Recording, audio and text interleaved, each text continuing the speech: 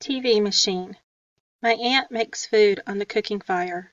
We eat simply with taste and smells of my home, and we talk with words and sounds I know sweet in my mouth.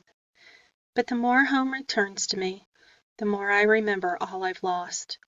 I feel the holes where my mother, my father, my brothers should be, my uncle, my aunt's husband, and their other children too, 2 girls younger than Ganwar. Sometimes, it seems to me, a hole can be as real and solid as a boulder or a tree.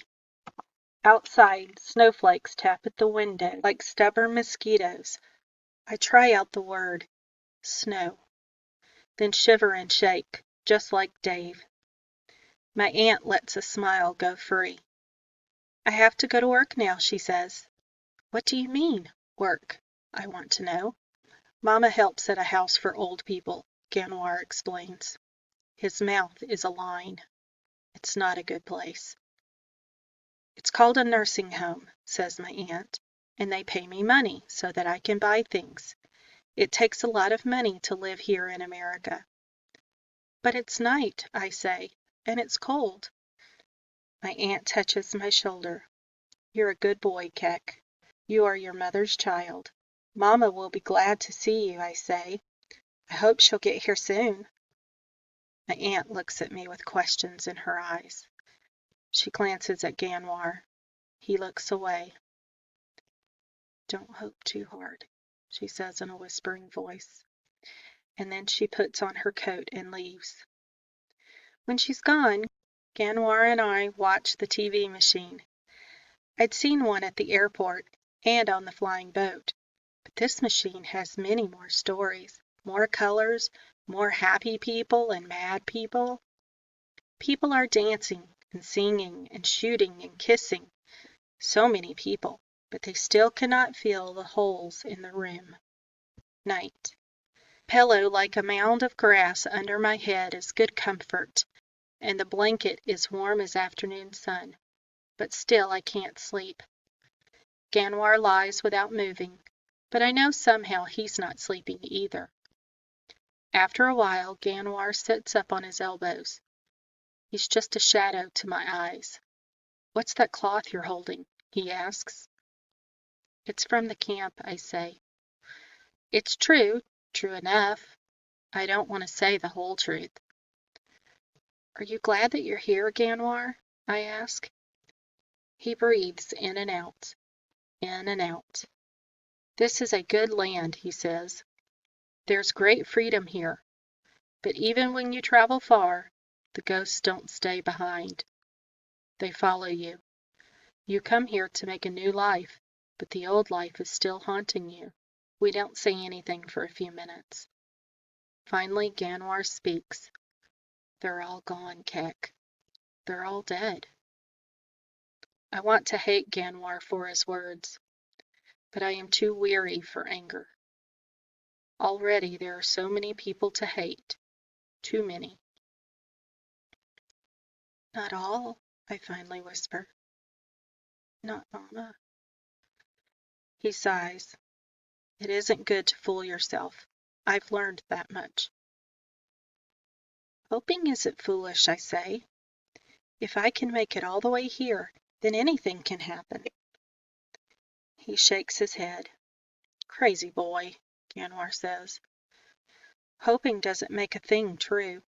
Remember when you were no taller than my knee and you thought you could talk to the cattle? They listened, I say. They just didn't answer. How about when you believed you could fly? Remember how you jumped from the top of the acacia tree? I still have the scar on my elbow, I say. And anyway, the flying part was fun. Only the landing was troublesome. You can't make yourself a bird, Keck. Some things will never be. A man does not give up, I say. A man knows when he's defeated, Ganwar replies. I wipe away a tear with the soft cloth in my hand. I don't answer. I am afraid of what the answer might be. Mama. I have my father's will, my brother's eyes, and my mother's light. She is like a newborn sun, fresh with promise, the just beginning moments before the day fills like a bucket with good and bad, sweet and longing. Even her laughter has sun in it. Always when I think of her, I see a cloudless day blooming full. I feel warmth on my shoulders. I know hope's embrace. I am just a boy like any boy. I make trouble. I am lazy. I kick at the world when I am mad. I don't know why I have been so lucky to be so loved. Sleep story. I am on the flying boat, and so is Dave and Mama and Father and Lowell. People from my village are there, and many cows, and a camel and a gazelle. Airplane, Dave says. Try to say it, Keck. But when my mouth opens, the only things that come out are little white puffs, cloud after cloud. You must try harder, Lowell says, and I give him my best scowl. He laughs, and then the round windows open, and guns are there, and hating words, and I am screaming empty white clouds of fear. When at last it's quiet, the seats of Lowell and my father and all the other men from my village are empty.